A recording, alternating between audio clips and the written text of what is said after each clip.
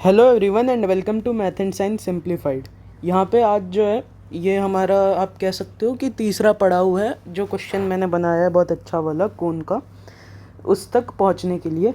और ये शायद आप कह सकते हो इसके बाद शायद मैं वो 2016 वाला क्वेश्चन एक बार डिस्कस करूँ, ताकि वो क्वेश्चन आप खुद भी अटेम्प्ट करने के काबिल हो पाए, क्योंकि उसमें पहला स्टेप जो है वो 2016 के क्वेश्चन से सिमिलर है।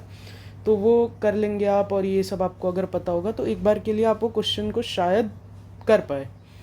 तो वो वैसे बहुत टफ होने वाला है, तो ना भी कर पाओ उसे समझ भी जाओ तो बड़ी बात है। तो इसलिए यहाँ पे हम मतलब अपने उस क्वेश्चन को अब आगे हम जा सकते हैं उसमें। तो उसका जो थर्ड स्टेप है वो हमारा ये है। फर्स्ट स्टेप मैंने पेन पेपर वाले वीडियो में करवाया था, जिसमें हमने एक रिंग का मोमेंट ऑफ इनर्शिया निकाला था। दिखाता हूँ एक बार। यहाँ पे बाजू में ऐसे करके एक रिंग थी, उसके यहाँ से ऐसे सेंटर से एक एक्सिस पास हो रही थी, जिसके उसमें मैंने ना ये एंगल थीटा लिया था, जिससे उस रिंग का आई जो है वो आपका कुछ ये आया था mr²/2 इंटू 1+sin² थीटा। तो अब जो है हम थीटा ये लेते जा रहे हैं, क्योंकि कोन में ये एंगल थीटा दिया होता है, एपेक्स एंगल थीटा दिया होता है। तो इसलिए ये sin² थीटा के जगह बस यहाँ पे cos² थीटा आ जाएगा। थीटा के जगह आप 90 माइनस थीटा रखेंगे तब, है ना। तो यही चीज़ हम ने इस चीज़ का यूज़ करके जो मैंने उसमें डिराइव किया था, जो हमारा मेन स्टेप था। उसके बाद फिर हमने एक डिस्क के लिए डिराइव किया था रिज़ल्ट, है ना। एक डिस्क की, उसमें हमने ये एंगल थीटा लिया था, और हमारा रिज़ल्ट ये आया था mr²/4 इंटू 1+cos² थीटा। मतलब रिंग और डिस्क में इतना सा फ़र्क था, रिंग में यहाँ पे 2 आ रहा था और इसमें यहाँ पे 4 आ रहा था। और यहाँ पे इसके लिए आपका ये आएगा 3mr²/20 इंटू 1+5cos² थीटा। तो अब यही हमें अब डिराइव करना है। तो अब ये बहुत टफ टास्क नहीं है, अगर ये सब आप कर चुके हो ऑलरेडी तो ये क्वेश्चन मैं कहूँगा कि एक बार खुद ट्राई करना। ये खुद ही एक बहुत अच्छा सा सवाल है, तो एक बार आप खुद ट्राई करना। डिस्क वाला मैंने यहाँ पे रिज़ल्ट भी अभी आपको बता ही दिया है, अगर भूल गए होंगे तो आप। तो चलिए स्टार्ट करते हैं। मैं क्वेश्चन को, मैं यहाँ पे क्योंकि इसमें कोई बहुत ज़्यादा अलग सी चीज़ नहीं थी, इसलिए मैं यहाँ पे चीज़ें ऑलरेडी नोट करके आ चुका हूँ, और मैं यहाँ पे बस डिक्टेट कर दूँगा और चीज़ों को ऑब्वियसली समझाऊँगा भी, बट मैं लिखूँगा नहीं, क्योंकि उसमें थोड़ा ज़्यादा टाइम चला जाता है ना। बट मैंने जो क्वेश्चन डिस्कस किया है वो मैं ऑलरेडी रिकॉर्ड कर चुका हूँ। उसमें मैंने चीज़ें खुद वहाँ पे लिख के सब कुछ एक एक करके साथ में करी है, क्योंकि ऑब्वियसली वो समझाना मुश्किल टास्क था किसके लिए। तो सॉल्यूशन हम यहाँ पे स्टार्ट करते हैं। तो पहले तो हम जैसे नॉर्मली मोमेंट ऑफ इनर्शिया अगर आपने ये वाली एक्सिस के अबाउट अगर निकालना सीखा होगा, तो आपको याद होगा हम क्या करते थे। एच हाइट नीचे जाते थे, यहाँ से एच हाइट नीचे जाके हम एक डिस्क लेते थे। हम क्या करते थे, ऐसी छोटी छोटी एलिमेंटल डिस्क्स हम लेते जाएंगे। तो ये डिस्क्स ऐसे करते करते करते करते यहाँ से शुरू होंगे, ऐसे लेते लेते लेते लेते घूमते घूमते घूमते घूमते एट द एंड जब ये वाला डिस्क लेंगे तो हमारा पूरा ये कोन फॉर्म हो जाएगा। मतलब हमारा इंटीग्रेशन 0 से इसके हाइट कैपिटल एच तक करेंगे, है ना।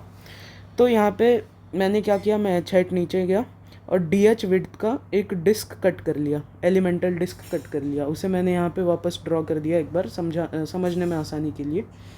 तो अब यहाँ पे एक डिस्क का moment of inertia along slant height हमें पता है, स्लैंट हाइट नहीं, ऐसे स्लैंट एक्सिस के अबाउट हमें पता है, वो हम ऑलरेडी पिछले वीडियो में निकाल चुके हैं। मैंने बोला mr²/4 इंटू 1+cos² थीटा, तो m की जगह dm डाल देंगे, इसका मास जो भी होगा, क्योंकि ये एक एलिमेंटल डिस्क है तो इसका मास बहुत छोटा होगा, इसलिए हम dm यूज़ कर रहे हैं स्मॉल m की जगह। तो dm into r²/4 into 1+5cos² theta. अब देखो हमें, बट इसमें ये वाले प्रॉब्लम में इसका जो मोमेंट ऑफ इनर्शिया है वो ये एक्सिस के अबाउट नहीं चाहिए, हमें चाहिए इसके पैरेलल ये वाली एक्सिस के अबाउट।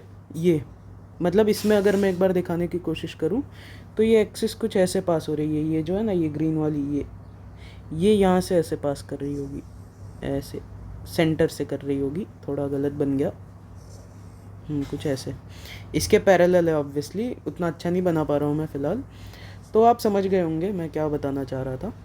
तो हमें तो मोमेंट ऑफ इनर्शिया चाहिए इसके अबाउट, तो हमें सीधा समझ में आ रहा है कि ये और ये दोनों एक दूसरे के पैरेलल होंगे।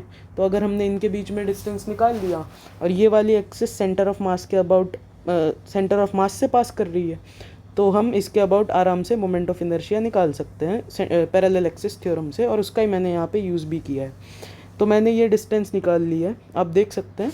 यहाँ से एक परपेंडिकुलर हमने इस पर ड्रॉप किया, ये फुट ऑफ परपेंडिकुलर है, तो ये 90 डिग्री बनाएगा, और ये एंगल थीटा है, तो ये वाला 90 माइनस थीटा होगा, तो ऑब्वियसली ये एंगल थीटा हो जाएगा।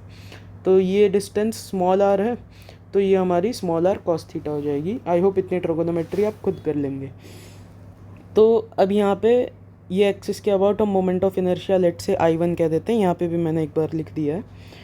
तो DI1 क्या हो जाएगा, DI1 will be dm r²/4 into 1 plus cos square theta, जो ये वाले एक्सिस के अबाउट था। ये हो गया आपका ICM, और ये आपका हो गया MD², और D की वैल्यू क्या है, R cos थीटा, तो R cos थीटा का square R² cos square theta. तो आई होप ये चीज़ समझ में आ रही होगी, अभी तक तो सब क्लियर रहा होगा। तो यहाँ पे अब देखो DM कैसे निकालेंगे। तो DM निकालना कोई बड़ी बात नहीं है, ये सब हम ऑलरेडी बहुत बार कर चुके हैं। यहाँ पे मैंने इसका सिग्मा लिख लिया। कोन की डेंसिटी क्या होगी, कोन का मास अगर m दिया हुआ है तो m/1/3 पाई r स्क्वायर h है ना। तो ये हो गया, मैंने 3 को ऊपर भेज दिया, तो 3m/पाई r square h into volume, इसका जो वॉल्यूम होगा इंटू dv। तो dv क्या आएगा, इसका एरिया इंटू इसकी थिकनेस, तो एरिया क्या हो जाएगा, pi small r square into DH। तो यहाँ से हमने ऐसे करके कैलकुलेशन कर लेना, और यहाँ से हमारा DM कुछ ये आया है 3mh² upon capital H³ DH। तो अब यहाँ पे DM हम पुट करेंगे, तो dm r²/4 plus 5 dm r² cos square theta by 4। इसे मैंने सिंप्लीफाई कर दिया, dm r²/4 अलग लिख लिया और cos स्क्वायर थीटा वाली टर्म्स को क्लब कर लिया। तो यहाँ पे क्या आएगा, dm r²/4 cos square theta plus dm r² cos square theta.